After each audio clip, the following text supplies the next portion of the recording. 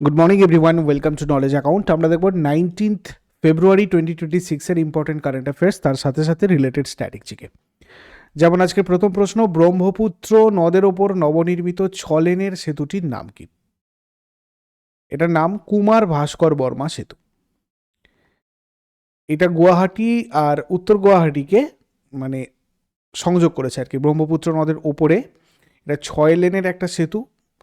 30 মিনিটের মানে যে যাত্রাপথ ছিল সেটাকে কমিয়ে 7 মিনিটে করে দিচ্ছে এটা। প্রধানমন্ত্রী নরেন্দ্র মোদী আসামের ব্রহ্মপুত্র নদের উপর 6 লেনের সেতুর উদ্বোধন করেছেন। এটা নাম রাখা হয়েছে কুমার ভাস্কর বর্মা সেতু। গুয়াহাটির সাথে উত্তর গুয়াহাটিকে যুক্ত করেছে। টোটাল দৈর্ঘ্য 1.24 কিলোমিটার। এটা তৈরি করতে খরচ প্রায় 3030 কোটি টাকা। এটা উত্তর পূর্ব ভারতের প্রথম এক্সট্রা ডোজড সেতু আর কি। পরের প্রশ্নে যাবার আগে সবাইকে বলে দিই, নলেজ অ্যাকাউন্ট অফিসিয়াল অ্যাপে তোমাদের ইয়ারলি কারেন্ট অ্যাফেয়ার্সের কোর্স অ্যাভেলেবেল হয়ে গেছে। জানুয়ারি 25 টু ডিসেম্বর 25 পুরো মক টেস্ট পুরো ইয়ারের, আর তার সাথে সাথে 4টে ভলিউমে তোমরা ইবুক পাবে এখান থেকে, যেখানে সমস্ত A to Z current affairs topic wise তোমাদের এখানে কভার করা আছে এবং কুইক রিভিশন দিতেও হেল্প হবে। আর জানুয়ারি মাসের মান্থলি কারেন্ট অ্যাফেয়ার্সও পাবলিশ হয়েছে। তোমরা ইবুক সেকশনে গিয়ে এগুলো কালেক্ট করো। শুধুমাত্র এইটা তোমরা কোর্স সেকশনে পাবে ইয়ারলিটা। এছাড়া তোমাদের টেস্ট সিরিজ অপশানে বিভিন্ন টেস্ট সিরিজ রয়েছে সেন্ট্রাল এবং স্টেট গভর্নমেন্ট এক্সামের জন্য, বা ফাউন্ডেশন বা প্র্যাকটিস ব্যাচও রয়েছে তোমাদের বিভিন্ন কেন্দ্রীয় এবং রাজ্য সরকারি চাকরির পরীক্ষার প্রস্তুতির জন্য। তোমরা চাইলে এগুলোতে যুক্ত হতে পারো। এই নাম্বারে হোয়াটসঅ্যাপ অথবা কনসাল্টও তোমরা করতে পারো কল করে। এরপর চলে আসবো, অ্যামাজন ইন্ডিয়া কোন প্রতিষ্ঠানের সাথে মিলে কৃষিজাত বর্জ্য থেকে কাগজ তৈরির গবেষণা শুরু করেছে? এটা করেছে IIT রুড়কি। কাঠ ছাড়াই কাগজ বা প্যাকেজিং মেটেরিয়াল তৈরি করা হচ্ছে এটার উদ্দেশ্য। এই প্যাকেজিং তৈরি হবে কৃষিজাত বর্জ্য, যেমন গমের খড় এবং আখের ছিবড়ে থেকে। এটা একটা 15 মাসের দীর্ঘ গবেষণা প্রকল্প, যেটা পরিচালনা করছে IIT রুড়কির department of paper and packaging technology এবং ইননোপাপ ল্যাব। এটা পুরোপুরি রিসাইকেল করা যাবে এবং বাড়িতেই পচে সার হয়ে যাবে। খড় পোড়ানো কমাবে এটা, ফলে বায়ুদূষণও হ্রাস পাবে। বিদেশের কাঠের মন্ডের উপর নির্ভরতা কমবে। কৃষকরা তাদের বর্জ্য বিক্রি করে বাড়তি আয় করতে পারবেন। এরপরে, এশিয়ান ইনডোর অ্যাথলেটিক্স চ্যাম্পিয়নশিপ 2026 কোন দেশে অনুষ্ঠিত হয়েছে? এশিয়ান ইনডোর অ্যাথলেটিক্স চ্যাম্পিয়নশিপ 2026 এটা কোথায় হয়েছে? চীনে। চীনের তিয়ানজিনে অনুষ্ঠিত এশিয়ান ইনডোর অ্যাথলেটিক্স চ্যাম্পিয়নশিপ 2026-এ ভারতের তেজস্বিন শঙ্কর সোনার পদক জিতেছেন। তেজস্বিন শঙ্কর পুরুষদের হেপ্টাথলন ইভেন্টেই স্বর্ণপদকটা জিতেছেন। এই টুর্নামেন্টে ভারতের হয়ে একমাত্র সোনাটা জিতেছেন তেজস্বিন শঙ্কর। ভারত এই প্রতিযোগিতায় মোট 5টা পদক জিতেছে এবং পয়েন্ট তালিকায় 6ষ্ঠ স্থান অধিকার করেছে। কেন্দ্রীয় বাজেটে 2026-27 জেন্ডার বাজেটের জন্য মোট কত টাকা বরাদ্দ করা হয়েছে? 5.01 লক্ষ কোটি টাকা। 2026-27 অর্থবর্ষে মহিলাদের জন্য মোট 5.01 লক্ষ কোটি টাকা বরাদ্দ করা হয়েছে। গত বছরের 4.49 লক্ষ কোটি টাকার তুলনায় এবারে বরাদ্দ বেড়েছে প্রায় 11.55%। ভারতের মোট বাজেটের প্রায় 9.37% এখন সরাসরি মহিলাদের উন্নয়নমূলক কাজে ব্যয় হবে, যেটা এর আগের বারে ছিল 8.86%। এই বাড়তি অর্থ নারী সুরক্ষা, শিক্ষা, স্বাস্থ্য আর স্বনির্ভর গোষ্ঠীর মাধ্যমে মহিলাদের উদ্যোক্তা হিসেবে গড়ে তোলার কাজে ব্যবহার করা হবে। এরপরে, IIT মাদ্রাজ জলবায়ু গবেষণার জন্য কোন দেশের আবহাওয়া প্রতিষ্ঠানের সাথে চুক্তি করেছে? ফিনল্যান্ডের জলবায়ু গবেষণার জন্য ফিনল্যান্ডের আবহাওয়া প্রতিষ্ঠানের সাথে চুক্তি করেছে IIT মাদ্রাজ জলবায়ু গবেষণা করার জন্য। এই কেন্দ্রের নাম দেওয়া হচ্ছে বায়ু। এটা মূলত অ্যারোসল এবং আবহাওয়ার পারস্পরিক সম্পর্ক নিয়ে কাজ করবে। ভারতের বড় শহরগুলোতে বায়ুর গুণমান বা এয়ার কোয়ালিটি নিয়ে গবেষণা করা হবে।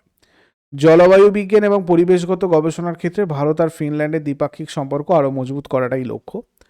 এরপরে, বিদেশি প্রতিনিধিদের জন্য UPI ওয়ান ওয়ার্ল্ড ওয়ালেট সুবিধা কোন সংস্থা চালু করেছে? এটা করেছে NPCI, national payments corporation of India. আন্তর্জাতিক প্রতিনিধিদের জন্য UPI ওয়ান ওয়ার্ল্ড ওয়ালেট সুবিধা চালু করেছে। 16 থেকে 20 ফেব্রুয়ারি 2026 তারিখে নয়াদিল্লিতে আয়োজিত ইন্ডিয়া এআই ইম্প্যাক্ট সামিট 2026-এ অংশগ্রহণকারী প্রতিনিধিদের জন্য এটা আনা হয়েছে। বিদেশি পর্যটকরা ভারতীয় মোবাইল নম্বর বা ব্যাঙ্ক অ্যাকাউন্ট ছাড়াই ভারতের যে কোনো দোকানে ইউপিআই এর মাধ্যমে পেমেন্ট করতে পারবেন। কিভাবে এটা কাজ করে? দিল্লির এয়ারপোর্ট বা প্রগতি ময়দানের ভারত মণ্ডপম থেকে ই ওয়ালেট সংগ্রহ করা যাবে। পাসপোর্ট ও ভিসা ভেরিফিকেশনের মাধ্যমে চেক ইউপিআই অ্যাপে রেজিস্ট্রেশন করতে হবে। আন্তর্জাতিক কার্ড ব্যবহার করে এই ওয়ালেটে টাকা ভরা যাবে। একবারে সর্বোচ্চ 25,000 টাকা এবং মাসে মোট 50,000 টাকা লেনদেন করা যাবে, আর অবশিষ্ট টাকা রিফান্ড পাওয়া যাবে। এরপরে গেল লিমিটেডের পরবর্তী চেয়ারম্যান আর ম্যানেজিং ডিরেক্টর হিসাবে কাকে নিযুক্ত করা হয়েছে? গেল লিমিটেডের পরবর্তী চেয়ারম্যান আর ম্যানেজিং ডিরেক্টর দীপক গুপ্ত নিযুক্ত হচ্ছেন। বর্তমান সিএমডি সন্দীপ কুমার গুপ্তর জায়গায় স্থলাভিষিক্ত হচ্ছেন যিনি 28 ফেব্রুয়ারি 2026 তারিখে অবসর নিচ্ছেন। 1984-এ প্রতিষ্ঠিত হয় গেল ইন্ডিয়া লিমিটেড, আর এর হেডকোয়ার্টার নিউ দিল্লিতে রয়েছে। এরপর ভারতের প্রথম এআই ফার্স্ট ফ্যাক্টরি স্থাপনের জন্য কোন বিশ্ববিদ্যালয় এনভিডিয়ার সাথে চুক্তি করেছে? দয়ানন্দ সাগর ইউনিভার্সিটি। দয়ানন্দ সাগর ইউনিভার্সিটি এবং বিশ্বের জনপ্রিয় টেক জায়ান্ট এনভিডিয়া একটি সমঝোতা স্মারক স্বাক্ষর করেছে। এই প্রকল্পের জন্য 175 কোটি টাকারও বেশি বিনিয়োগ করা হবে। ভারতে দেশের প্রথম এআই ফার্স্ট ফ্যাক্টরি স্থাপন করা, তাই এটার লক্ষ্য। এখানে 20টা Nvidia DGX B200 supercomputing cluster থাকবে, যেটা অত্যন্ত শক্তিশালী এবং বড় বড় এআই মডেল ট্রেনিংয়ের জন্য ব্যবহৃত হবে। বিদেশি এআই মডেলের ওপর নির্ভরতা কমবে, ভারতের নিজস্ব সুপার কম্পিউটিং প্রযুক্তি উন্নত হবে। শিক্ষার্থীদের একাডেমিক ট্রেনিংকে সরাসরি ইন্ডাস্ট্রির চাহিদার সাথে যুক্ত করা হবে। এরপরে ইলেকট্রনিক্স আর তথ্য প্রযুক্তি প্রতিমন্ত্রী জিতিন প্রসাদ সম্প্রতি কোন পোর্টালটা উদ্বোধন করেছেন? সত্য নামের এই পোর্টালটা উদ্বোধন করেছেন। ইলেকট্রনিক্স আর তথ্য প্রযুক্তি মন্ত্রী জিতিন প্রসাদ সত্য নামক নতুন পোর্টাল উদ্বোধন করেছেন। এটার পুরো নাম হচ্ছে standardisation testing and quality certification lab automation portal. লক্ষ্য কাজে স্বচ্ছতা আনা, দায়বদ্ধতা বাড়ানো, সাইবার নিরাপত্তা, ডেটা সুরক্ষা নিশ্চিত করা, ভারতকে বিশ্বস্ত গ্লোবাল টেকনোলজি ও ম্যানুফ্যাকচারিং হাব হিসেবে গড়ে তোলা।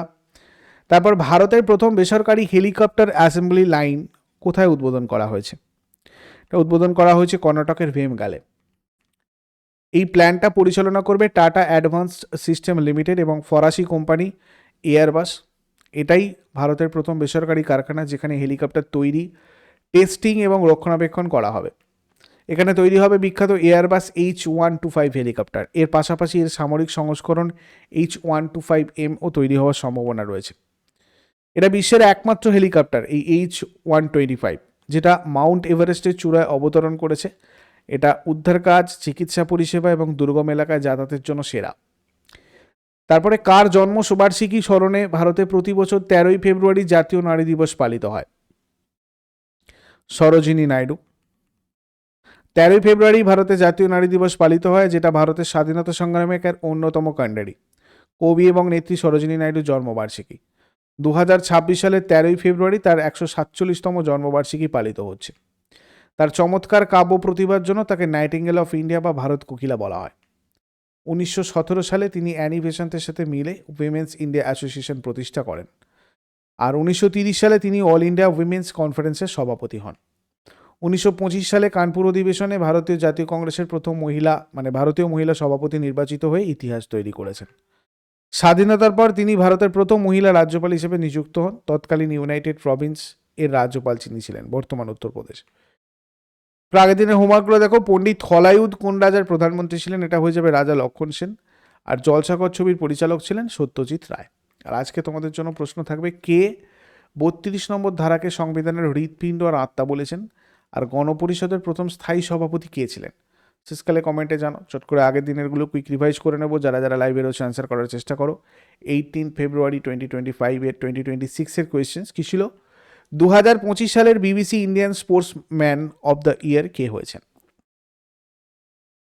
স্মৃতি মান্ধানা। মিলন 2026 নৌমহড়াটা ভারতের কোথায় আয়োজিত হচ্ছে? বিশাখাপত্তনম। ভারতের প্রথম জৈন চাদর মহোৎসব কোথায় অনুষ্ঠিত হতে চলেছে? জয়সালমীর। ওল চিকির লিপির শতবর্ষ উদযাপন অনুষ্ঠানটা কোথায় আয়োজিত হয়েছিল? নতুন দিল্লি। 2026 মিলানো কর্টিনা শীতকালীন অলিম্পিকে জোহানেস ক্লেবো মোট কতগুলো অলিম্পিক পদক জয়ের রেকর্ড করেছেন? 9টি। 2025-26 বিপণন বছরে ভারতীয় চিনির শীর্ষ আমদানিকারক দেশ কোনটা? সংযুক্ত আরব আমিরশাহী, ইউনাইটেড আরব এমিরেটস। কে বাংলাদেশের নতুন প্রধানমন্ত্রী হিসেবে শপথ নিতে চলেছেন? তারেক রহমান। এইমস দিল্লির চিকিৎসকরা কত কিলোমিটার দূরে অবস্থিত রোগীর আল্ট্রাসাউন্ড পরীক্ষা করেছেন? 8,000 কিলোমিটার। ভব্য ভারত ভূষণ পুরস্কার কে চালু করেছেন? সদ্গুরু জগ্গি বাসুদেব। 39তম আফ্রিকান ইউনিয়ন সামিট কোথায় অনুষ্ঠিত হচ্ছে?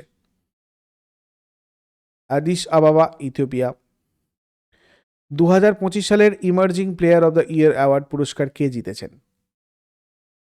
দিব্যা দেশমুখ। এগুলো ছিল আগের দিনের কোয়েশ্চেন্স। ইউজফুল বলে মনে হলে সবাই লাইক করো, কমেন্ট করে তোমাদের মতামত জানাও, আর প্রতিদিন সকাল 6টার সময় ডেলি কারেন্ট অ্যাফেয়ার্সের আপডেটের জন্য নলেজ অ্যাকাউন্টকে সাবস্ক্রাইব করে বেল আইকন প্রেস করে অলে ক্লিক করে রাখো। Thank you so much, take care, have a great day.